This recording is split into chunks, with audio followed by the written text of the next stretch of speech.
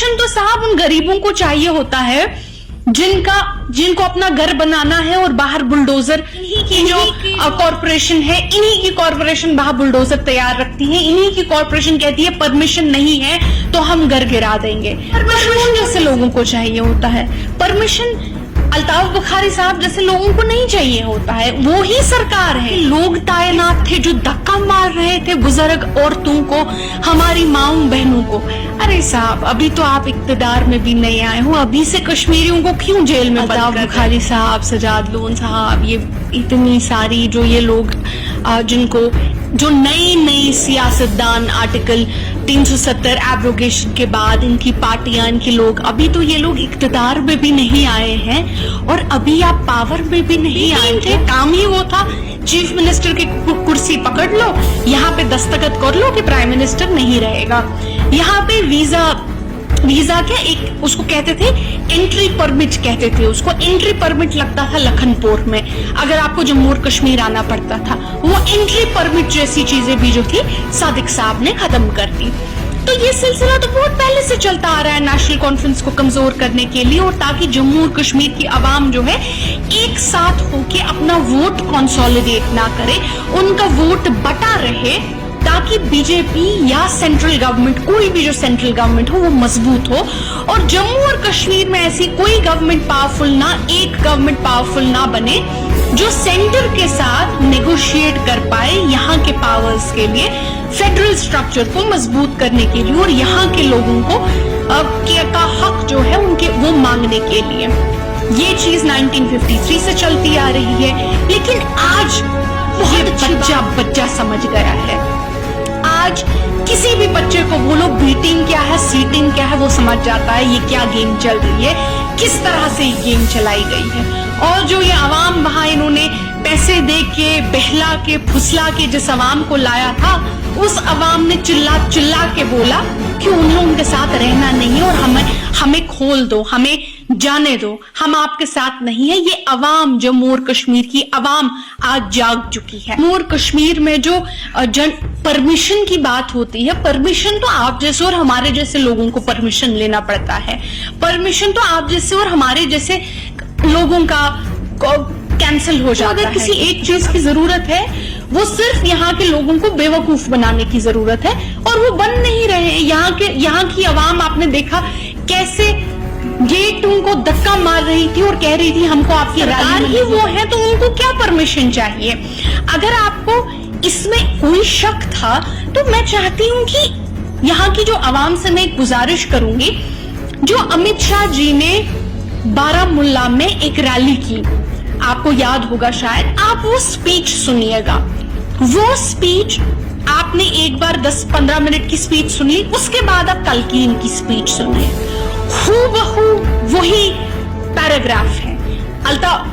अमित शाह साहब एक पैराग्राफ बोलते हैं, यहां से अल्ताफ बुखारी साहब बिल्कुल उसी पैराग्राफ को बोलते हैं। तो हूबहू सेम बातें की जा रही हैं। जो वो दिल्ली में बातें करते हैं वो ये यहाँ करते हैं। वो नेशनल कॉन्फ्रेंस को की तनकीद करते हैं, ये यहाँ नेशनल कॉन्फ्रेंस की तनकीद करते हैं।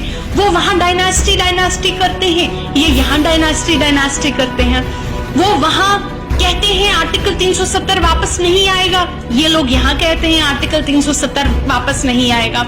वो लोग वहां संबित पात्रा टेलीविजन पे कहते हैं कि इतना सारा खून बहा जम्मू और कश्मीर में, आप लोगों को क्या मिला, हम जो है वो बड़ा नेशनलिस्टिक जिंगोइस्टिक बयान देते हैं। ये यहाँ पे एक जिंगोइस्टिक बयान देते हैं।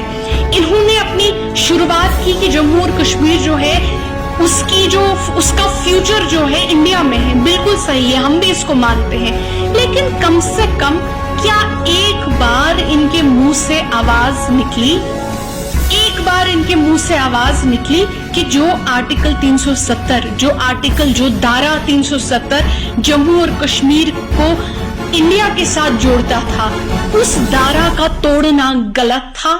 क्या इन्होंने एक बार इनके मुंह से ये आवाज निकली? नहीं। एक बार इन्होंने बोला कि जो अगस्त 5, 2019 को हमारे साथ किया, हमारा एक एक हक छीना गया, वो गलत था? एक बार इन्होंने कहा वो गलत था? बुखारी का कहना कि अगेन जो संबित पात्रा जी टेलीविजन पे बोलते हैं, नेशनल टेलीविजन पे, या अल्ताफ बुखारी साहब यहां बोलते हैं, एक ही बात बोल रहे हैं कि नेशनल कॉन्फ्रेंस ने झूठ बोला, नेशनल कॉन्फ्रेंस ने झूठे वादे किए। ये तो इनकी लाइन है।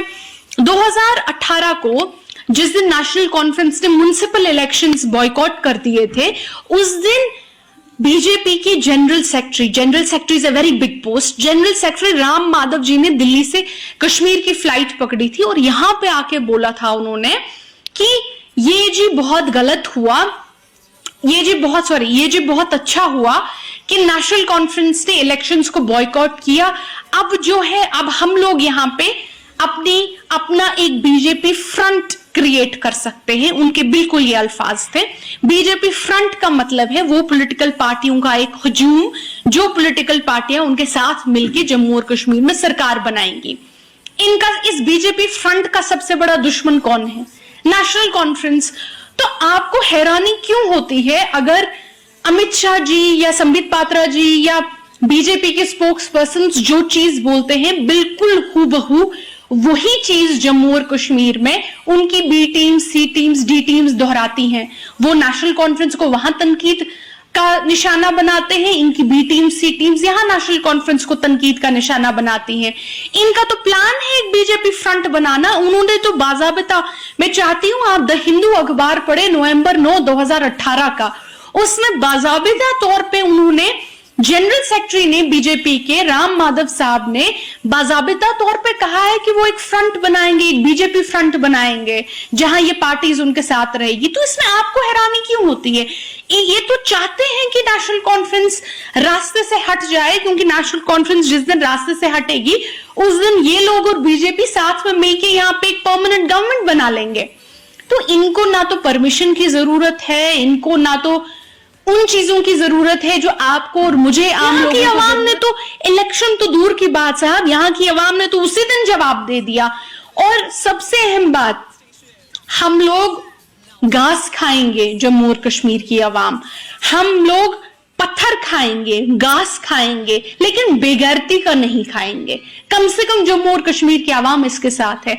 वहां की आवाम ने भी साफ साफ तो तौर पे उनसे कह लिया कि हम लोग बेगैरती का नहीं खाएंगे, गेट खोलो, हमें निकलना है। शर्म की बात थी कि अगर इनको एक रैली करानी भी थी, मुझे समझ नहीं आता कि हमारी जो देश की सरकार है, बीजेपी गवर्नमेंट, उसको क्या पड़ी थी कि आपने स्कूल तक बंद कर दी है, आपने दुकानें तक बंद कर दी, आपने पटरी वालों की दुकानें तक बंद कर दी। मैं बीजेपी गवर्नमेंट से सवाल करना चाहती हूं कि क्या आप और अपनी पार्टी उन लोगों को खाना देंगे शाम के लिए? इतने सारे हमारे मजदूर तबका लोग हैं, मजदूर पेशा लोग हैं, जो सुबह जाते हैं, दिन को 4 रुपए कमाते हैं, वही आके शाम को अपने घर वालों को खाना खिलाते हैं। क्या आप लोग, बीजेपी की गवर्नमेंट और अपनी पार्टी मिलकर इनको पैसे देगी? क्या आप उनका स्कूल चलाएंगे, आप उनका घर चलाएंगे? ये किसने हक दिया है हमारी इन सरकारों को कि आप एक पॉलिटिकल रैली के लिए लोगों का रोजगार छीन लेते हैं? ऐसा तो कोई नेचुरल डिजास्टर था नहीं।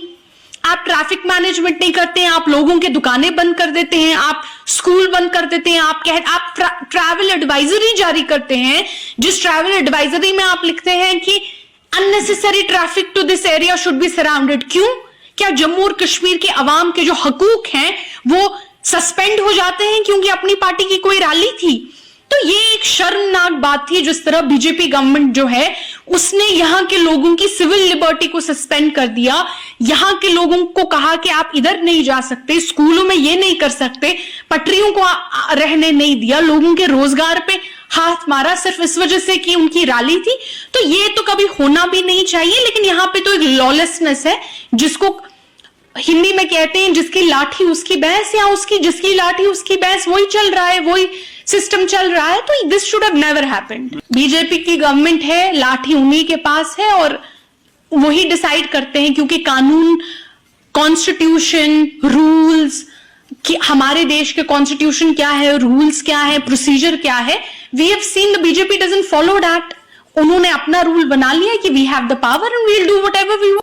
दोस्तों, क्या आपको पता है कि आप ही की वजह से 2019 से हम जरूरतमंद और यतीम बच्चों की मदद करते हैं।